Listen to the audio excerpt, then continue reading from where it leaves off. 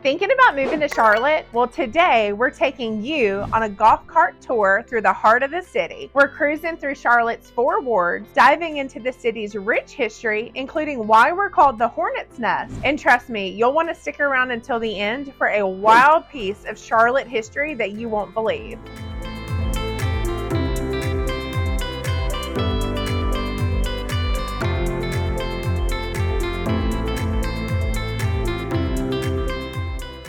Hey y'all, I'm Jennifer Cornegie, your local real estate expert here in the Charlotte Metro, serving both North and South Carolina. Whether you're buying, selling, or just dreaming right now, this is the perfect place to start. From moving across town to relocating across the country, I've got you covered. Check out the description below and feel free to call, text, email, or go ahead and schedule your strategy session today because I can't wait to hear from you.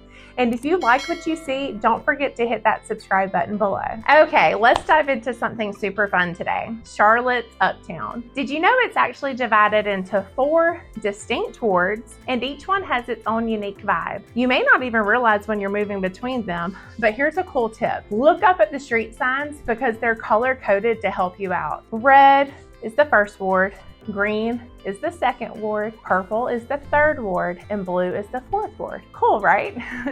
All right, let's break it down ward by ward. But first, we gotta start at the center of it all. Right at the intersection of Trade and Tryon, you're standing at what we call Independence Square. You'll see 4 big statues on each corner, and they actually tell the story of Charlotte's history and progress. So let's break it down. First is the future, mother and child. This one's actually my favorite. It's a woman holding a baby, and she's the only statue facing forward. She represents Charlotte's future, which is full of hope, growth, and forward motion. Second is commerce. This one's a gold miner planning for gold. Yep, America's first gold rush happened right here in Charlotte. Third, industry. A mill worker representing Charlotte's textile past. The mills helped shape the city that we know today. 4, transportation. Shows the importance of the railroad and how Charlotte became a transportation hub.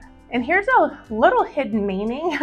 All 3, commerce, industry, and transportation, are facing the future. That's how Charlotte's past built the way forward. All right, let's start with the 1st ward. This area used to be all government buildings, and you'll still find some of that, but now it's growing like crazy. Think new apartments, townhomes, and green spaces. 1st Ward Park is a beautiful little escape in the middle of all the action. And if you're feeling studious, UNC Charlotte's Center City campus is right here too.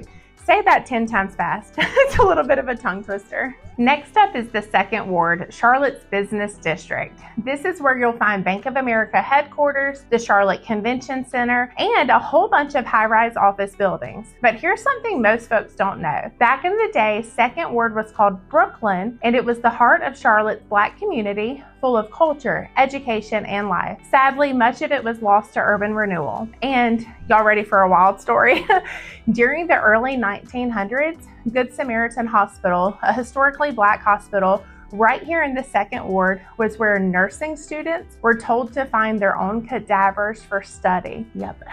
They actually went to local graveyards and started digging. Things got so out of hand, the police had to create a whole department just to stop it. That school is long gone, so don't worry. Now, if you love a good time, 3rd ward is where it's at. You've got Bank of America Stadium, go Panthers, Truist Field, home of Charlotte's Knights, Batchelor Museum of Modern Art for all y'all art lovers. And don't miss Romare Bearden Park. It's got skyline views, green space, and it's named after a famous Charlotte-born artist. This is where locals go to hang out, have a picnic, or catch a concert. Now, let's slow it down a bit because the 4th ward is full of old school charm. Picture Victorian homes, tree-lined streets, and that beautiful, cozy neighborhood feel right in the heart of the city. Back in the 1800s, this is where Charlotte's elite lived. Then in and went through a rough patch before being lovingly restored in the 70s. Okay guys, now here's a juicy little fun fact. There's a bright orange house here tied to bootlegging during Prohibition. It even had a hidden liquor compartment, and folks used a secret flame as a signal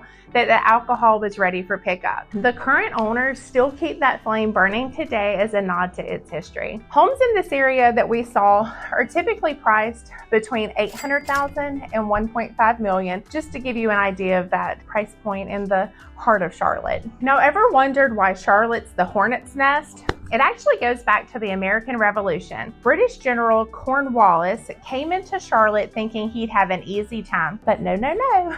Local militia fought back so fiercely, he called the city a veritable hornet's nest of rebellion. Instead of being offended, we were like, yeah, that's us. You'll see the hornet's nest symbol all over Charlotte. Charlotte-Mecklenburg Police Department has the logo on their cars, on the Charlotte Hornets jerseys and such. You'll even see it in the city's official seal. And what about the Queen City? That comes from Queen Charlotte of Mecklenburg-Strelitz, wife of King George III. That's where names like Mecklenburg County, Queens Road, and even businesses with crown or royal come from. Her portrait still hangs in the Mint Museum today. So now let's talk about what it's like to actually live in Charlotte on the day-to-day basis. People are moving here from all over. I'm talking New York, California, Florida, you name it. Why? Lower cost of living, more jobs, and a better pace of life. Major employers like Bank of America, Wells Fargo, and Honeywell call Charlotte home as well. So if you're in finance or tech, this city is a gold mine. Want to live somewhere artsy? Check out Noda or Plaza Midwood. Prefer the city vibes? Uptown or South End's your spot. Looking for a laid-back suburb? You'll love probably Ballantyne, Lake Norman, or Lake Wylie. We've got over 50 breweries and an amazing food scene. Places like Optimist Hall bring together local bites from some of the best chefs in town. With mild winters and warm summers, we get to enjoy the outdoors year-round. From hiking to boating to biking, there's always something to do. And if you're into events, we've got plenty of those as well. Before we wrap up, let me share 2 more fun stories from today's golf cart tour. Underground tunnels. Yep, there are tunnels under Uptown Charlotte, originally rumored to be for bootlegging. They're actually used to move folks from the courthouse to the jail safely. That wild nursing school cadaver scandal, I just still can't believe that even ever happened, but you know.